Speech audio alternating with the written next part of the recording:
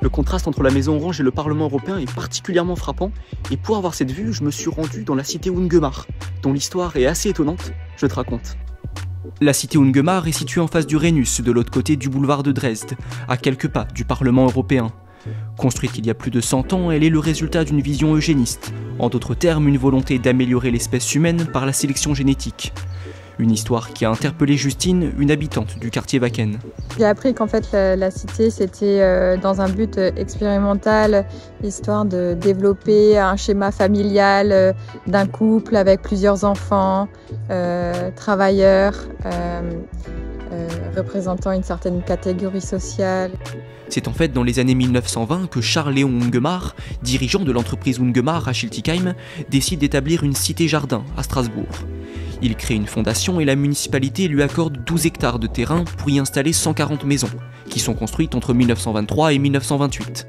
Mais ces habitations n'étaient pas accessibles à tout le monde. La fondation de Léon Ungemar est destinée à aider les jeunes ménages en bonne santé et qui veulent élever des enfants dans de bonnes conditions d'hygiène et de moralité. L'épouse s'engageait à rester mère au foyer, et après avoir élevé les enfants, le couple devait quitter la maison. Ces propos sont inscrits sur la stèle de Léon Ungemar, installée sur la place Alfred Dachert. C'est lui qui gérait la cité dans les années 1920. Les propos de Léon Ungemar correspondent à l'idéal eugéniste. Si cette conviction n'a rien à voir avec l'horreur du nazisme qui se basait sur la discrimination raciale ou physique, l'eugénisme inclut tout de même une notion de sélection. Alfred Dachert évoquait par exemple dans un courrier en 1951 des familles intéressantes ou des éléments précieux, en référence aux enfants nés dans ces ménages. Pour garder leur logement, les familles devaient se tenir aux règles établies par la Fondation. Une visite surprise avait d'ailleurs lieu chaque année pour vérifier par exemple l'ordre et la propreté du logement. Depuis 1950, elle est la propriété de la ville de Strasbourg qui a abandonné le règlement initial de la Fondation 30 ans plus tard, en 1980. Il a été remplacé par celui des logements sociaux, la cité étant gérée par Habitation Moderne. À côté des grands immeubles du quartier européen, la cité Ungemar attire aujourd'hui la curiosité pour ses maisons de même couleur ou pour ses rues au nom de fleurs. La place du Bocage constitue le cœur de la cité, avec l'école maternelle et l'aire de jeu voisine. La cité abrite même une passerelle qui la relie au quartier du Tivoli.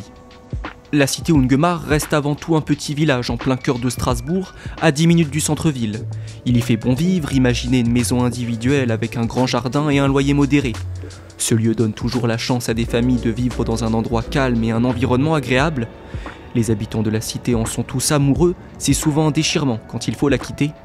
Au fil des générations, le Wacken se transforme mais reste un véritable havre de paix. Il y a quelques décennies, la cité était entourée de terrains vagues et de verdure. Aujourd'hui, elle est au pied des institutions européennes avec un quartier moderne juste en face, mais elle garde un charme unique.